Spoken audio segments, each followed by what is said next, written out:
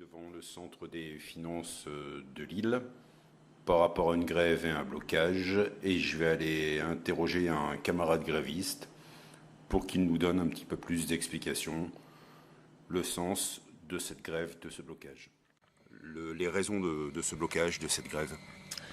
Donc tout part du 22 mars où il y a eu de la grève des fonctionnaires. Chez nous, il y a eu plus de 40% de grévistes, donc ça a été une réussite. On a fait après deux grèves, plus des GFIP, une locale et une nationale. On était donc ça c'était le 30 avril et le 3 mai. Et là on a décidé en assemblée générale de bloquer le centre d'encaissement parce que c'est un centre névralgique, c'est là où arrivent tous les types et une grande partie de l'argent. On gère un tiers de la France et le service du courrier. Donc ces deux services sont en grève actuellement de façon reconductible. Hier, à partir d'hier, on a bloqué le centre d'encaissement. C'est bon. À partir d'hier, ouais, ça va. À partir d'hier, on a bloqué le centre d'encaissement et on a dormi là cette nuit. Il faut savoir que notre direction, à la place d'aller dans les négociations, pour l'instant, nous a donné des lettres d'avertissement et nous a envoyé un huissier. Pourquoi on fait ce mouvement ? C'est avant tout contre les suppressions d'emplois, contre les suppressions de trésorerie. Là, ils veulent supprimer 4 trésoreries cette année. Ils veulent supprimer 20 000 emplois dans le cadre de CAP 2022 à la DGFIP, c'est-à-dire qu'en gros, ils veulent nous supprimer 1000 emplois en 4 ans dans notre direction, le Nord. Et on était déjà 4000 il y a 10 ans, on n'est plus que 3000 aujourd'hui. Donc ça veut dire que dans 4 ans, on serait plus que 2000, sachant qu'il y a de plus en plus de besoins des usagers, des contribuables, par rapport à la dureté de la vie et au fait qu'ils ont un besoin de nous.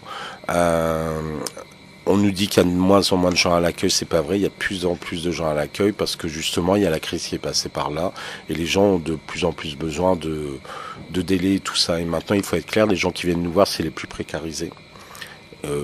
Monsieur tout le monde qui a aucun problème, il fait tout sur internet et il a aucun problème.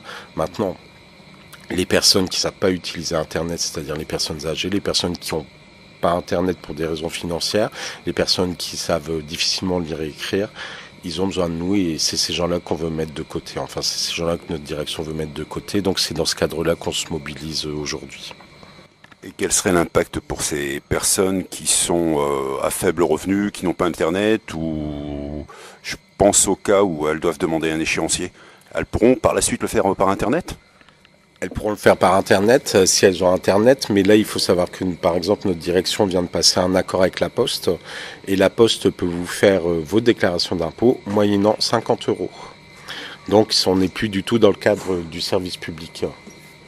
On n'est plus du tout dans le cadre du service public, on est dans le cadre de quelque chose de payant, alors que nous actuellement, quelqu'un vient nous voir pour nous aider à faire sa déclaration, c'est notre job de le faire et c'est gratuit. C'est ça qu'on appelle le service public.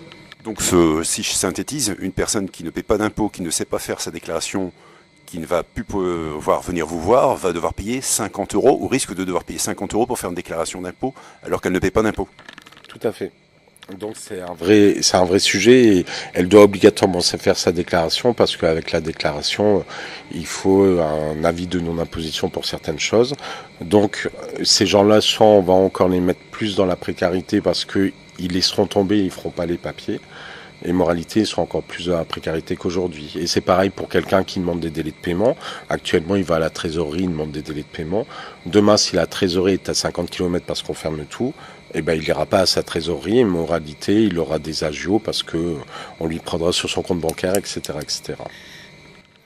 Ok, merci. Vous avez eu aussi, il me semble, des lettres d'avertissement. C'est ce qu'on vous disiez tout à l'heure.